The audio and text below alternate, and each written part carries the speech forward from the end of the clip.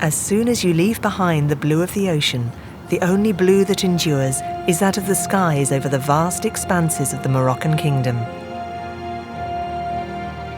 Between the mountains of the Middle Atlas and the Sahara Desert, there is little water, making the color blue a rare thing.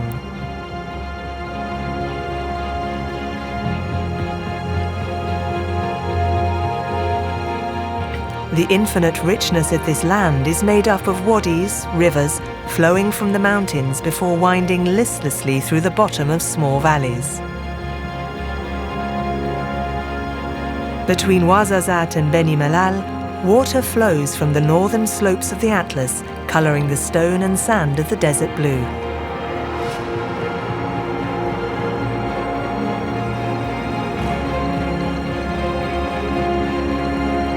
In a natural basin, man has built a dam to irrigate the surrounding land and to supply a large part of the country with electricity. At 800 meters above sea level, in the foothills of the mountains, the lake formed by the Bin El Ouidan Dam is the blue which brings life. The region's main attraction, local guide Hamid takes people to visit the lake. The Bin El Ouidan Dam was built in 1954, in the period of the French protectorate, and this lake was the result. Bin El Ouidan means between two rivers.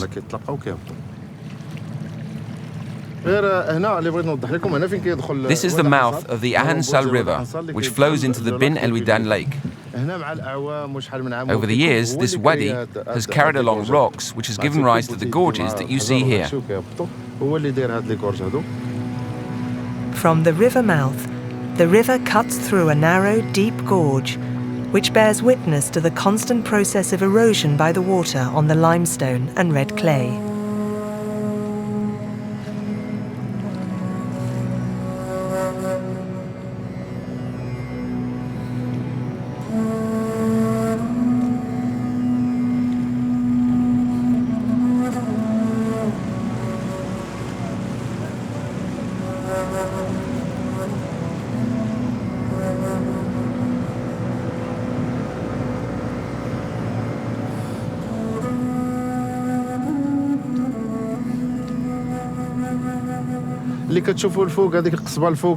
This old Casbah that you can see on the cliff top once served as a bank for the villagers. Each family deposited a coin to store their goods or food in this fortified granary. And the families took it in turns to guard the place from thieves.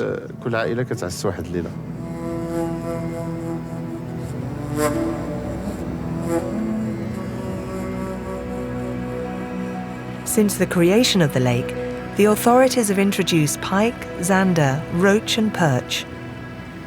These fish-rich waters provide a livelihood for several local fishermen who can find some impressive carp on the end of their lines.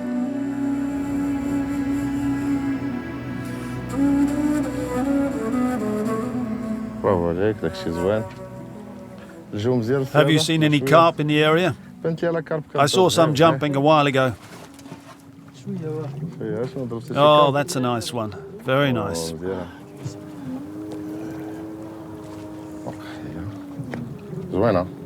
Very nice.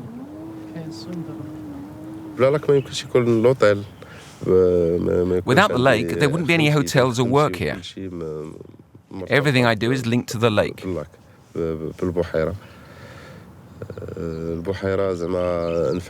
This lake is very beneficial for the region, whether from a tourism point of view or for irrigation of the nearby plains.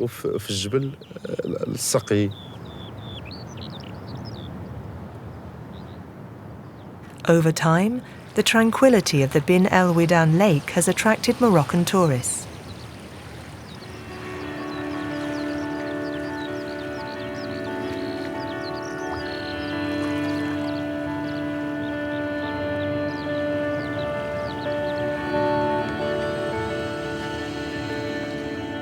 People come from Casablanca and elsewhere to practice various water sports or recreational fishing on this vast expanse of water.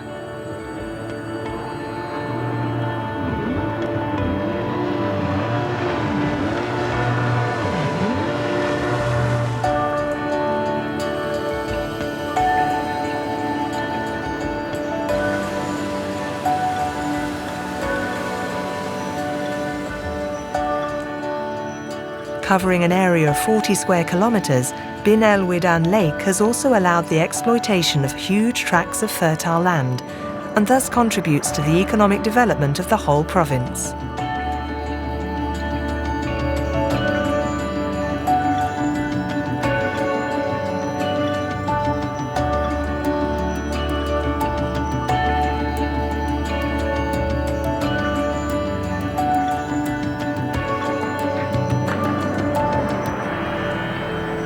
Around the lake, other gorges invite one to move north, in search of another blue.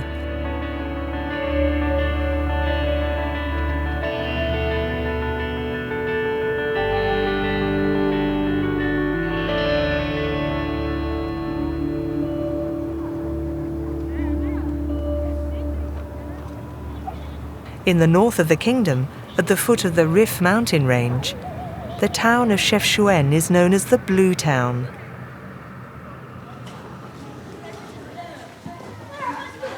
In the Medina, the narrow streets and houses are entirely painted in a whole range of blues, from sky blue to deep indigo.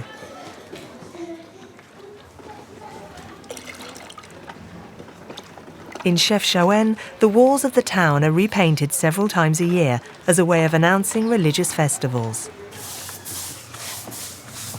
The women, who are responsible for this work, are endlessly colouring the walls, doors and frames with an intense blue.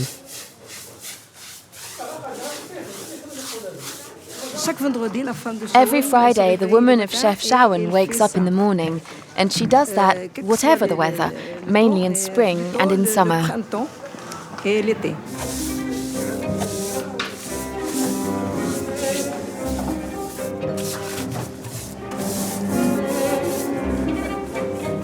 This practice goes back several centuries to when the Sephardic Jews, driven out of Andalusia, began to paint the arcades of their houses to protect themselves from the evil eye. Since then, blue has spread throughout the Medina, and in the end, the whole town adopted this colour.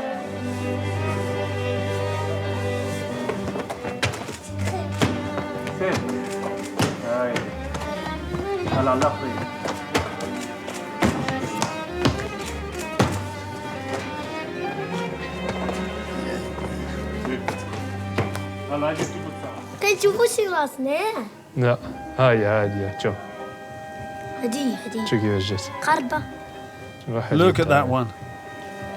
You look great, don't you think?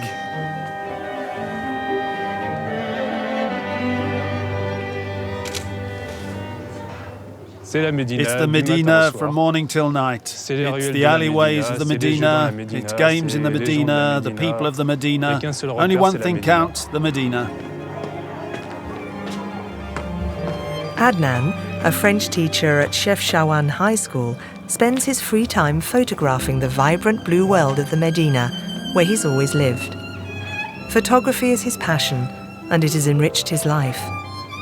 It has taught me a lot. It taught me the notion of colours and of light. It also taught me to focus on details. And in fact, since I've been doing photography, I have rediscovered Chefchaouen. For me, every day there is something new. There's always a fresh light. There's always... It's become my passion, the combination of Chefchaouen and photography.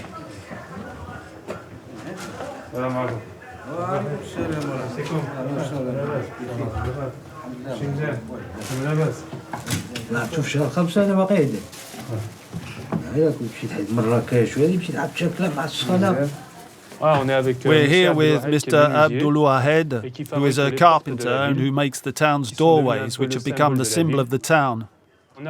When you arrive in the town, there is a gateway and another on the way out, and he tries to replicate these same doors.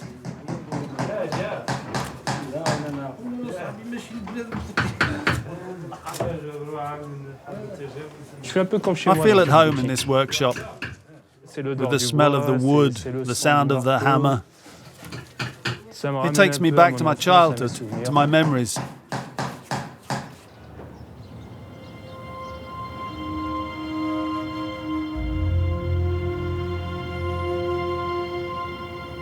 Far from the oasis of Chefchaouen, The centre of Morocco exhibits the rustic nature of the land and the mountains. A land of fault lines with a complex geological history, the ancient folds of the high Atlas mountain range form a desert of rock. For almost 700 kilometers, the dark rocks of granite and basalt give their colors to this extreme world, which already foretells the aridity of the nearby Sahara.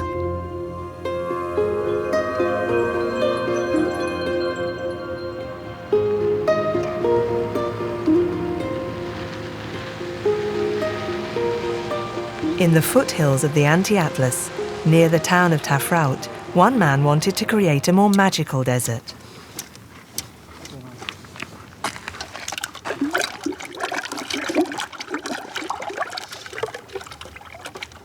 In 1984, the Belgian artist Jean Verham decided to paint this uniform desert by adding what for him was an essential colour, that of the sky and the sea.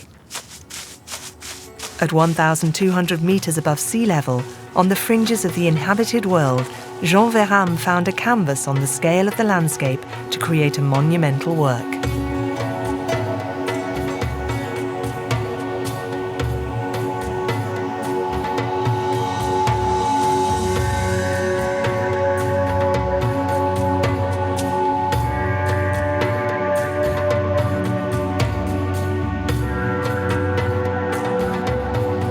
Over 3 months, some 30 people applied more than 18 tons of blue paint to transform this hostile desert into a supernatural oasis.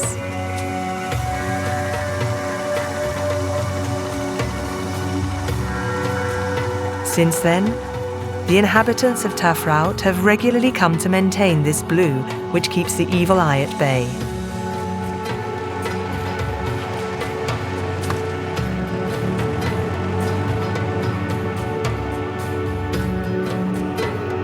This outsized work has given the site a logical new name, the Blue Rocks.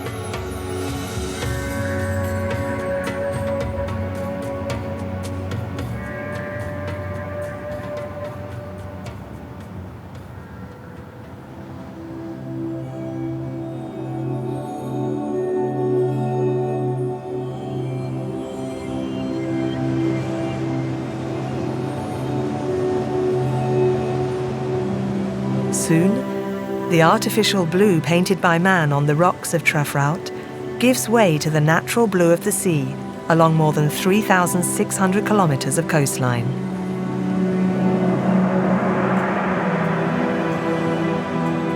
Between Rabat, Casablanca and El Jadida, a colourful throng comes to picnic here at weekends on the beaches of fine sand against the backdrop of the ocean waves.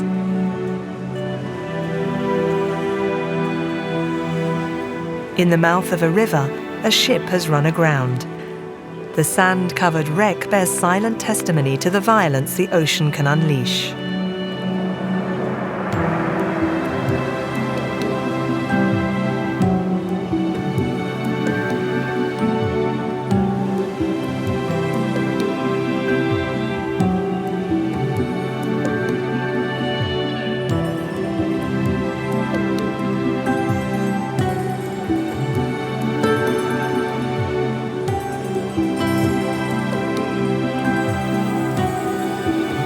At times, the sunlight, the wind, and the sea put on a grand spectacle. Like in the theatre, some take a front row seat to better appreciate the show.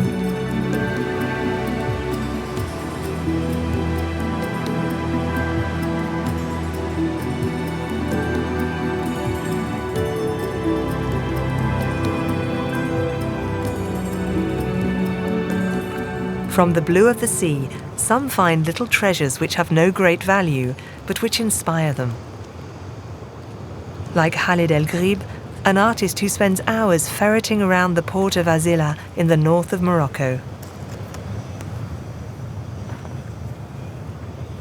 Among all sorts of flotsam, he's looking for scraps of colour, of material and shapes abandoned by people. The kind of object that attracts me is not granite, it's not marble, it's not iron. That's not it. The objects that attract me are fragile. A piece of wood eaten by insects. That's the kind of thing I'm after. Fragile things.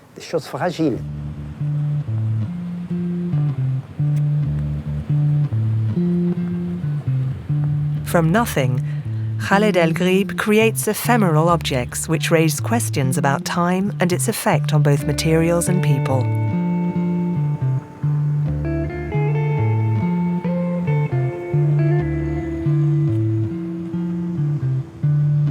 Inspired by Far Eastern philosophy, his creations are spontaneous, playful, and fragile.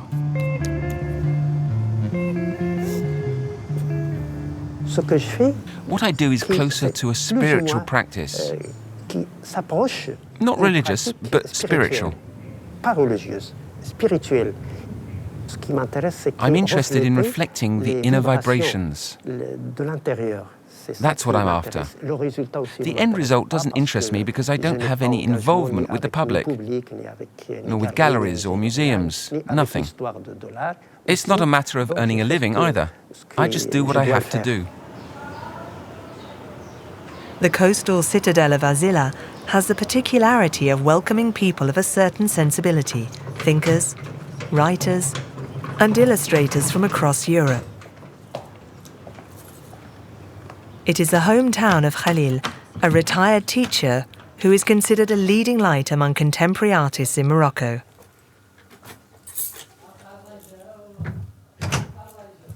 In his workshop, he has amassed a precious and astonishing haul.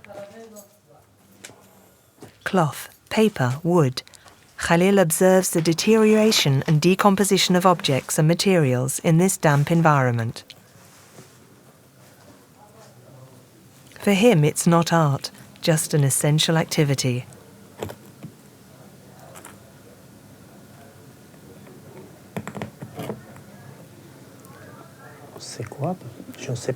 What's that? I don't know. It's a statuette. It's an objet d'art. Or maybe... The aim is not to create a work of art. It's not to create a concept or an idea. Just a slightly special behavior. Existential and metaphysical, and which retains a good percentage of bitterness. That's it.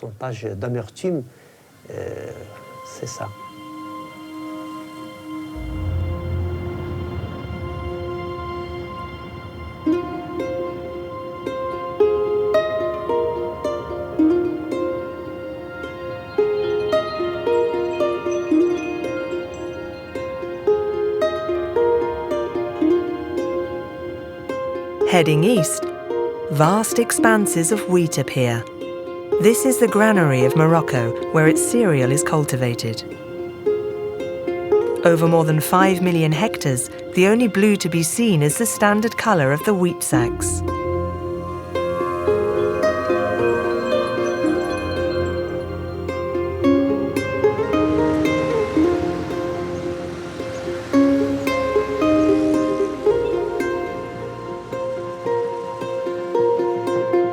In Marrakesh, there is an extraordinary blue, intense and bright, an essential element of a garden.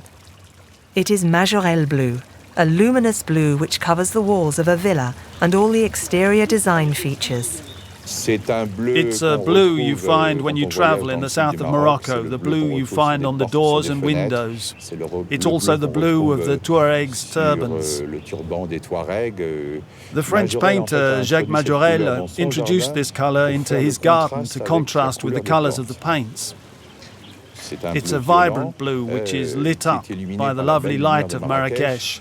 It's hard to transpose it elsewhere, but here it comes into its own. For Majorelle, another colour had to be added to this garden. It was his living canvas, as he used to say.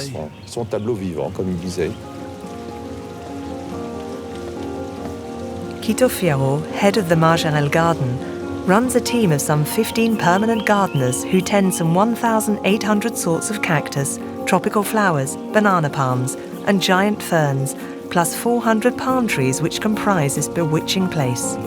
For Yves Saint Laurent, this garden was an inexhaustible source of inspiration.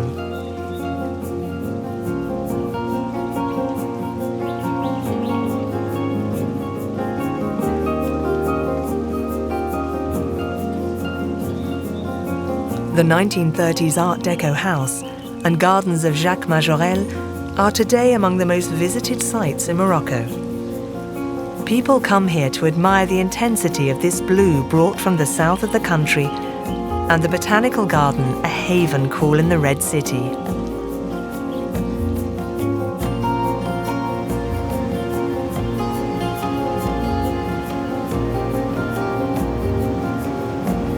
In 1927, the great aviation adventure of Aéropostale began. Saint-Exupéry, Mermoz and Guillaume were among many who took off from Toulouse to fly over the beaches of Morocco's Atlantic coast. With their legendary planes, they headed for Africa to deliver mail as far away as St. Louis and Dakar in Senegal. Flying at low altitude, often through sea mists and without radio communication, the pilots wrote a new chapter in aviation history over these beaches. The Latécoère planes are long gone, but others still brave the skies. They play with the winds for a little airborne adventure above a unique landscape. This is home to Nigel, a Briton who's moved here to fly. Obviously the scenery is beautiful, although I've seen it 1,000 times, but because we are a couple of kilometers away from the sea, we do get thermic conditions, which makes the flying interesting. We're flying in thermic conditions. They're never the same 2 days. – 120 kilometers south of Agadir, on a 280-meter hill overlooking the ocean, Nigel has set up a takeoff site. Nigel used to run a restaurant in England, but one day left for an adventure travelling around Morocco, finally winding up here. A place with few tourists, but ideal for flying. I had a large camping car and I'd been travelling around for many years, and I'd been coming to this part of the country. It's a beautiful part of the country and it's still unspoilt. And I decided I needed to do some form of job, so I decided that I'd try my passion of paragliding, and we bought the land and we have what you see now. Due to the topography of the ground and the weather conditions during our season, which is really from middle of September till April, we do have quite consistent conditions. It is used by many European schools. We have all the European countries come here, including the former Eastern Bloc. We get a lot of Poles, Czechs.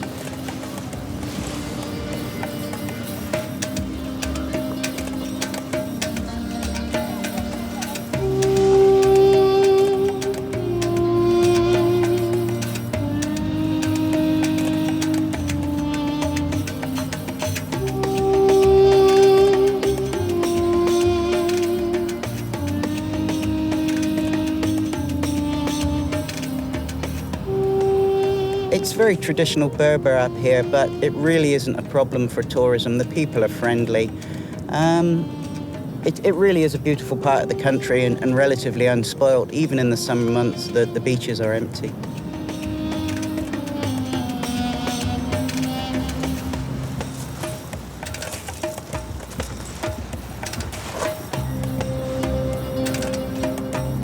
Nigel flies whenever the conditions permit. His job is a passion. The freedom to touch the blue of Morocco, that of the skies, and that of the ocean.